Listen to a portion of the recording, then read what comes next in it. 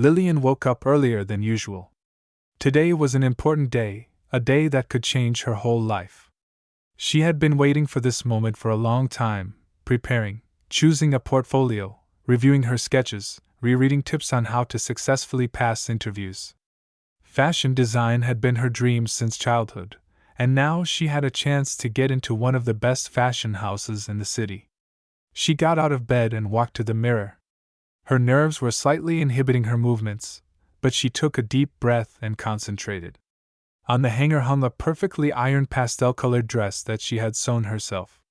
She hoped that it would make a good impression on the employer after all. It was all her style, her vision of beauty.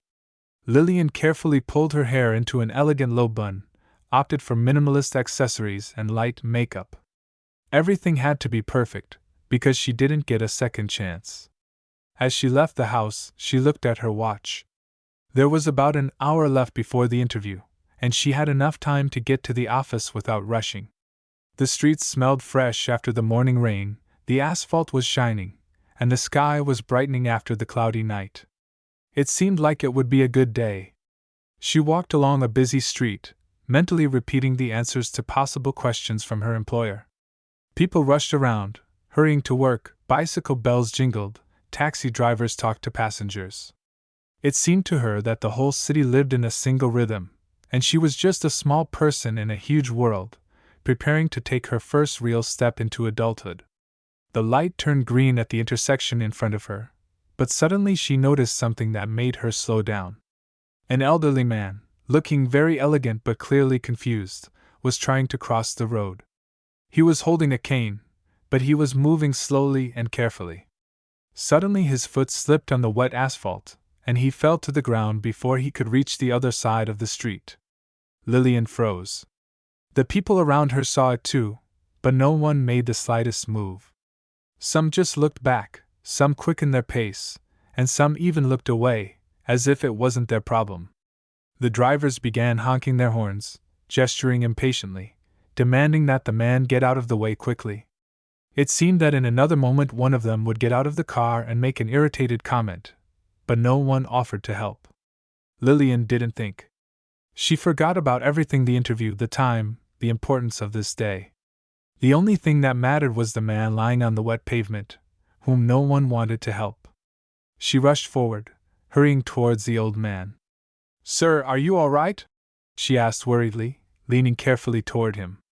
The man looked stunned, but nodded anyway. "It seems like my leg gave out a little," he muttered, trying to rise. She quickly offered him her hand. "Come on, I'll help you." He carefully grabbed her wrist, and she, straining with all her strength, helped him up. At that moment, a black SUV sped past them.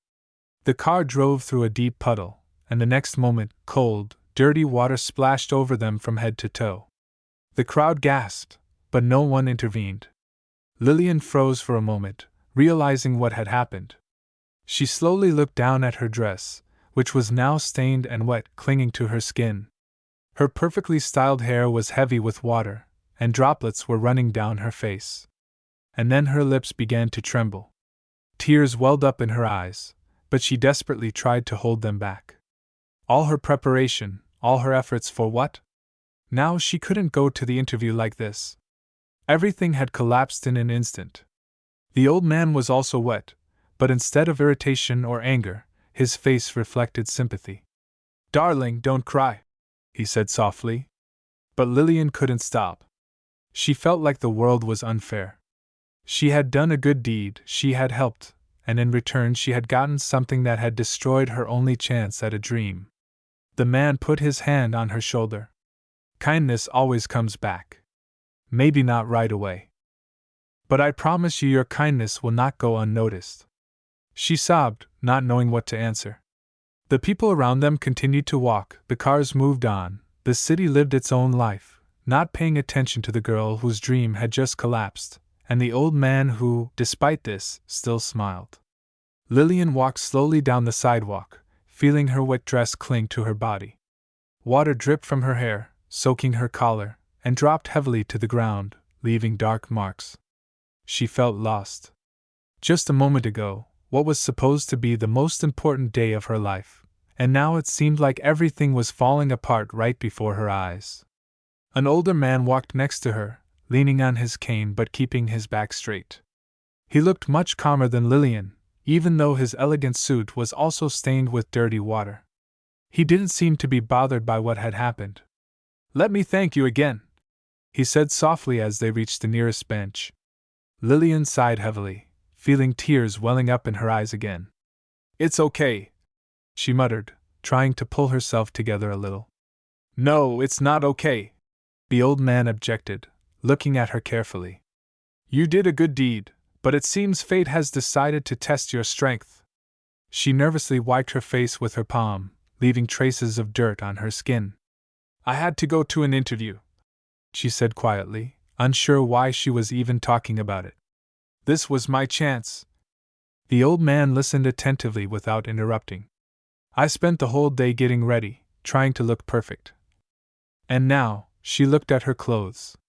"Who would hire a girl who comes in like this?" He nodded thoughtfully, as if considering her words. "So, you are a designer?" Lillian looked at him in surprise.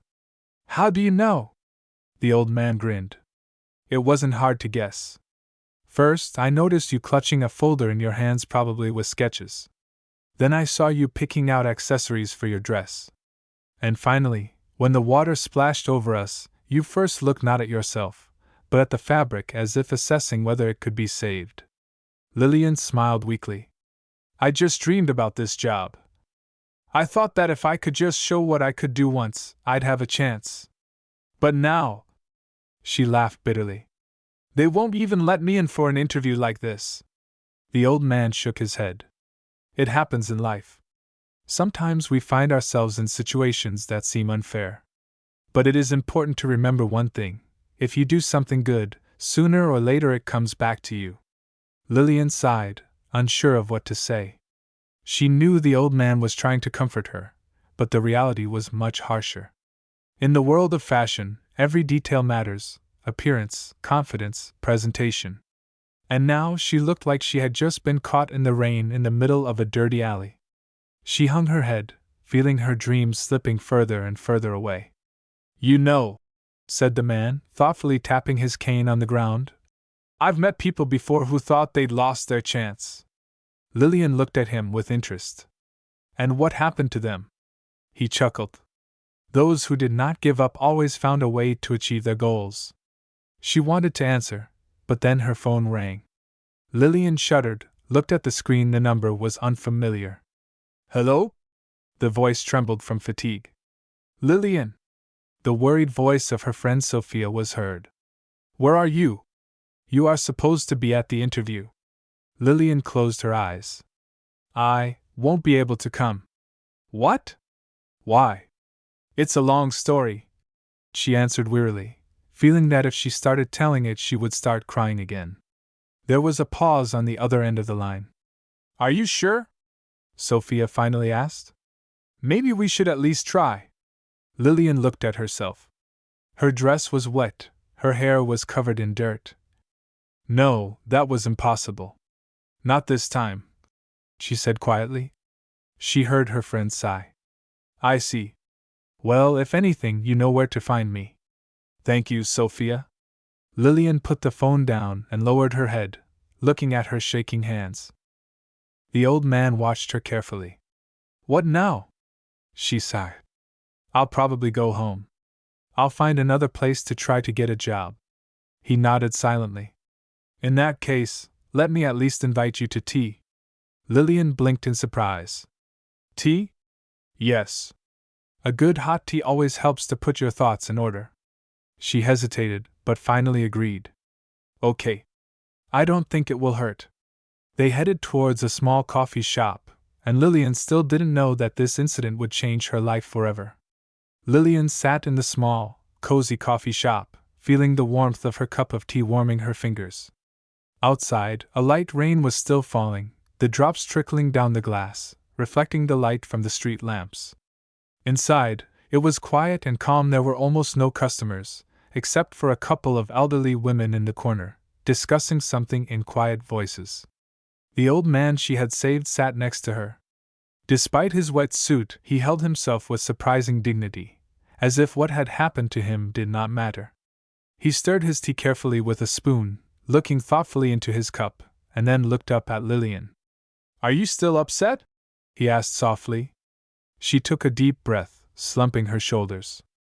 "I understand that I could have acted differently. That I could have just passed by. But I couldn't do that. That's what makes you special," he said with a smile. Lillian shook her head slightly. "Only now I don't have a chance to get my dream job." He took a sip of tea, leaning back in his chair. "Why are you so sure that this was the only chance?" She looked at him with slight irritation. "Because I know how this world works. In the fashion industry, everything is important: appearance, connections, reputation. And I would come there as a drowned woman. They wouldn't even listen to me." The old man looked at her carefully, then smiled. "I guess your clothes wouldn't be the worst problem." Lillian frowned. "In what sense?" He put the cup on the table and clasped his fingers.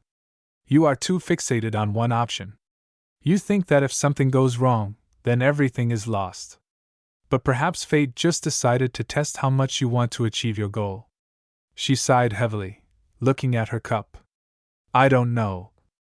I feel like I let myself down." The old man nodded as if he expected such an answer. "Let me tell you a story." Lillian looked at him in surprise.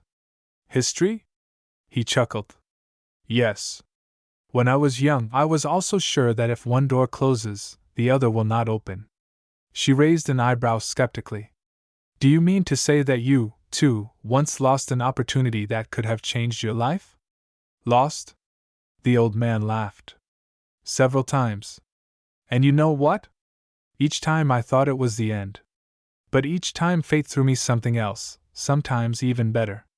Lillian leaned forward, listening with interest. "For example?" He smiled slightly. "When I was young, I dreamed of starting my own business. I worked tirelessly, saved money, developed plans. And then, when I was ready to take the decisive step, my partner betrayed me. He stole the money, took all the work, and disappeared." Her eyes widened in surprise. "What did you do?" "I got angry, of course." He shrugged. "I thought all was lost. But a few months later I found a new partner, with whom we created a company that became successful years later." Lillian thoughtfully twirled the cup in her hands. "Are you saying that if something doesn't work out right away, it doesn't mean that everything is lost?" "Exactly." He nodded. "Sometimes fate just leads us down a different path." She sighed, looking out the window. "I wish I could believe it." "Believe me. And you will see how everything will change." Lillian smiled, perhaps for the first time that day, genuinely. A few days had passed since that morning when Lillian had rushed to help an elderly man, losing the opportunity to get to her dream interview. Despite her friend Sophia's attempts to cheer her up, she was still feeling heavy. She continued to look for new jobs, sent her portfolio to small design studios, but it was not the same. Deep down, she knew that what she really wanted was to get into the prestigious fashion house that invited her. Her phone was silent. No one called back, no one answered her letters. It seemed that the chance had really been missed. One of those evenings, when Lillian was already beginning to think about whether she should try to find a regular job in a clothing store or go back to working part-time in a cafe, the doorbell rang.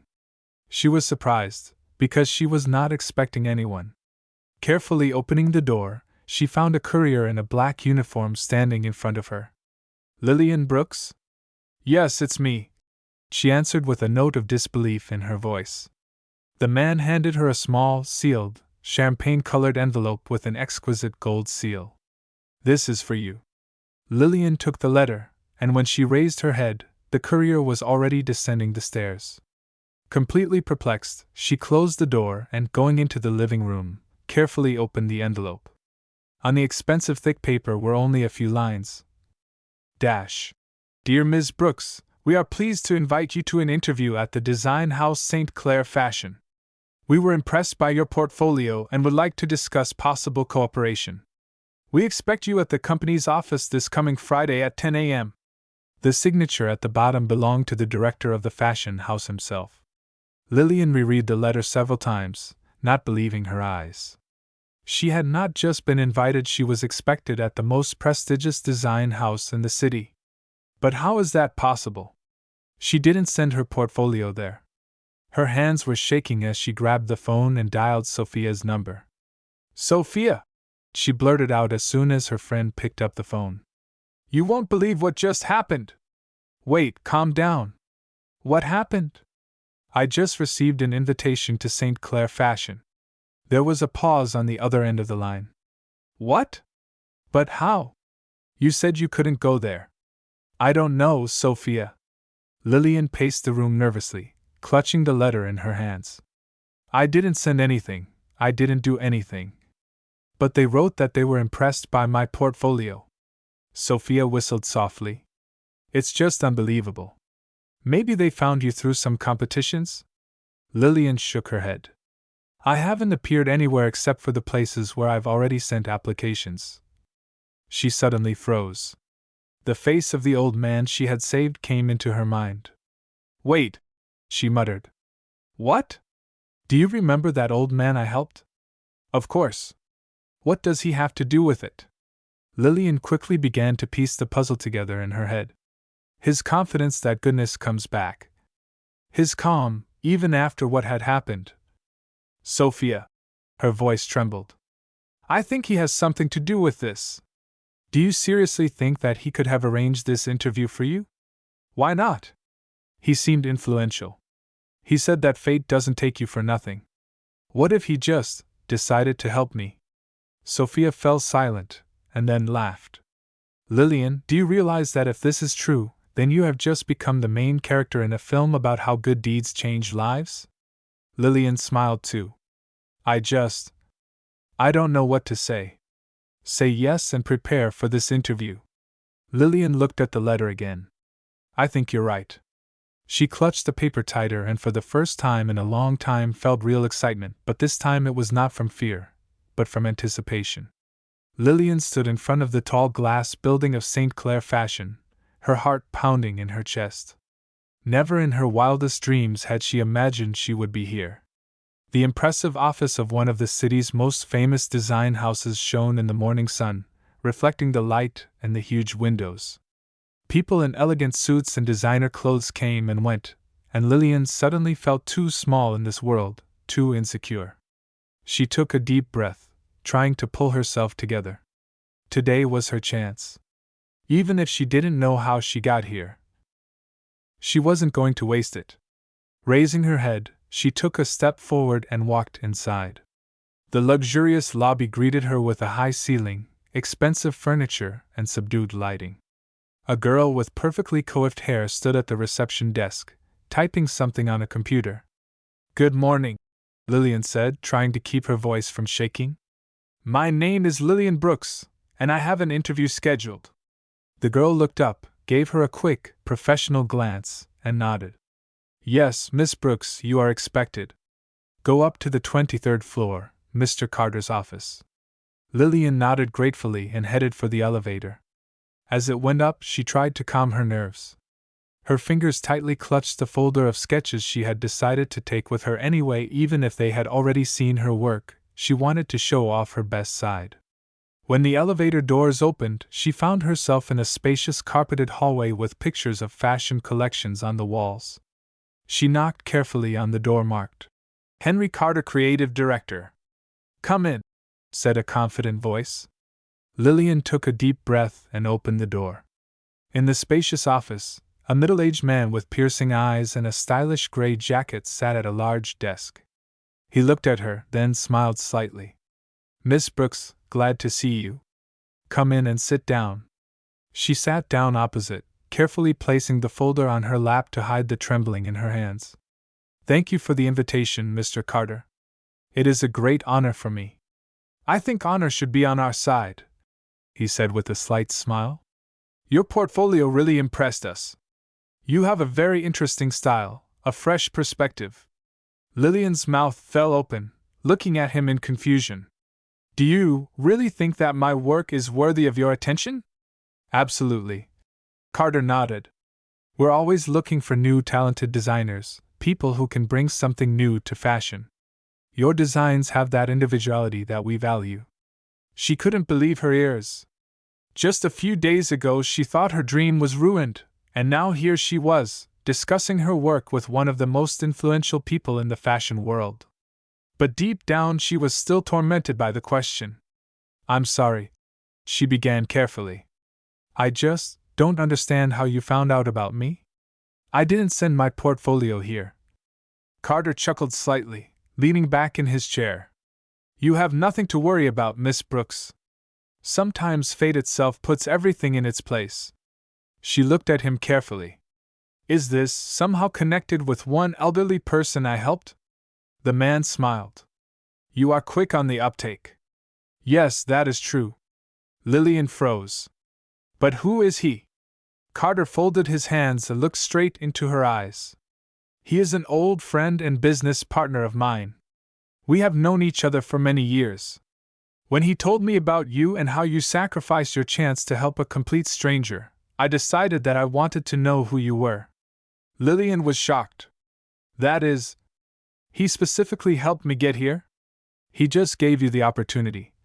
Carter replied softly. But the rest is up to you. She took a deep breath, realizing how unexpectedly her fate had turned. I don't even know how to thank him. I think he's already gotten his thanks, Carter said, standing up. He always believed that good comes back. And now, Miss Brooks, you have a chance to prove him right. Lillian stood up, feeling warmth spreading inside her. I won't let you down. I have no doubt about that. Carter nodded. Welcome to St. Clair Fashion. As she left the office, she could barely hold back tears of happiness. Good does come back. Sometimes in the most unexpected ways.